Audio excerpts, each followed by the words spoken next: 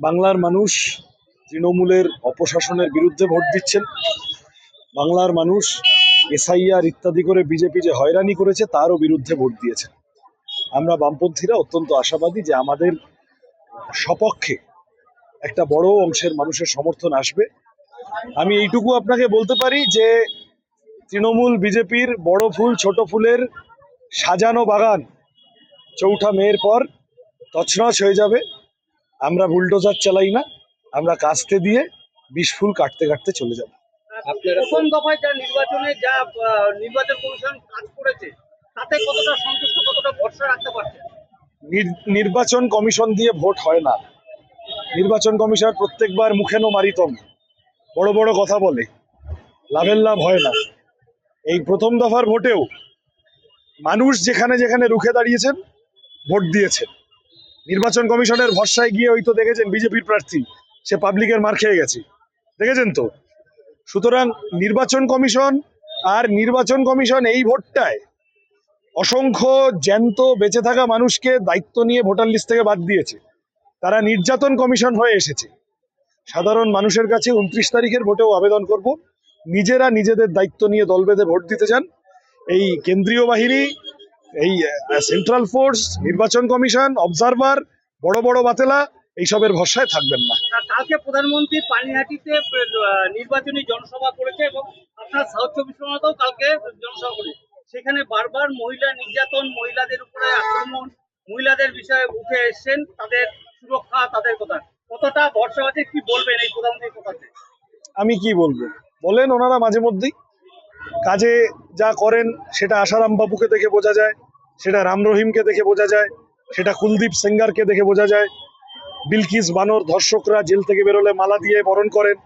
কাঠুয়া, উন্নাও, হাথরাস, এই যে দেশের পদকজয়ী, অলিম্পিকে পদকজয়ী মহিলা কুস্তিগিরেরা একাধিক বহু বছর তাদেরকে ধর্ষণ, তাদেরকে মলেস্ট করার অভিযোগ ব্রিজভূষণ সিং বিজেপির এমপি, তার বিরুদ্ধে এখনো বহাল তবিয়তে পদে আছে।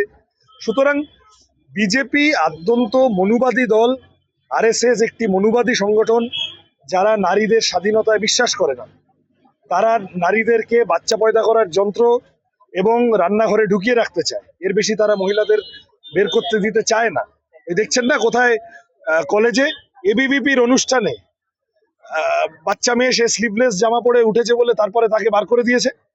এই হচ্ছে মহিলাদের বিজেপি আরএসএস এই চোখে দেখে।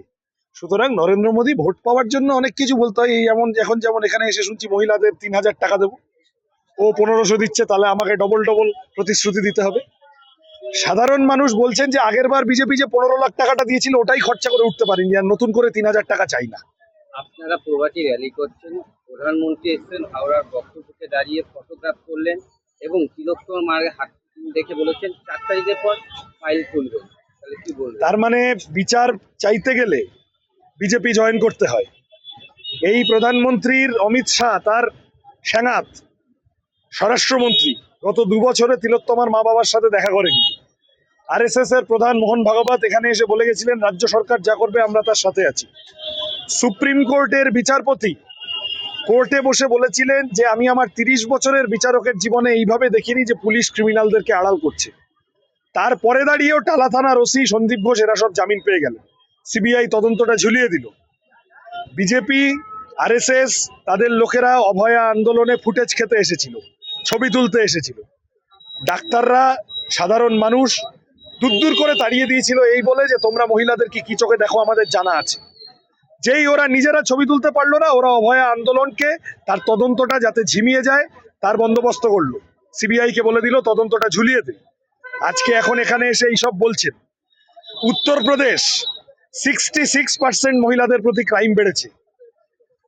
নরেন্দ্র মোদীর স্বপ্নের রাজ্য, তিনি নিজে সাংসদ ওই রাজ্য থেকে। সেই রাজ্যের ছোট ফ্যান্টার বোতল কয়েকদিন আগে পশ্চিমবঙ্গে এসে বলে গেছে স্বামী বিবেকানন্দ বলেছিলেন তোমরা আমায় রক্ত দাও আমি তোমাদের স্বাধীনতা দেব। আগে ওরা নিজেদের এইসব সামলাক। ফটো টটো তুলছেন, ভালো কথা, অসুবিধা নেই। বিজেপিকে এখন বাঙালি সাজার জন্য অনেক কিছু করতে হবে, গঙ্গাবক্ষে ফটো তুলতে হবে, কাতলা মাছ নিয়ে দৌড়াতে হবে, আমাদের এগুলো দেখে ভাল লাগছে।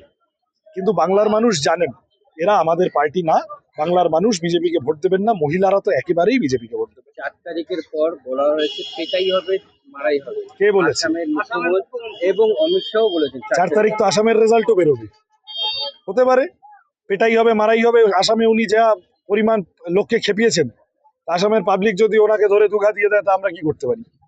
আয়নার দিকে তাকিয়ে বলেছেন হয়তো। গণতন্ত্রে সবাই নিজেদের মতো করে থাকুক, অসুবিধে নেই। এসব ধোলাই পেটাই ফেটাই বেশি বলতে যাবেন না। আর আমরা হচ্ছি মনোহর আইচের জাত, বুঝেছেন? আমরা হচ্ছি গোবর গোহর জাত। আমাদেরকে বেশি ধোলাই হবে পেটাই হবে শিখাতে গেলে মুশকিল আছে। হিমন্ত বাবু ভালো থাকুন, আসুন, রসগোল্লা খান, সন্দেশ খান। এর চেয়ে বেশি করতে গেলে পশ্চিমবঙ্গে বিপদ আছে।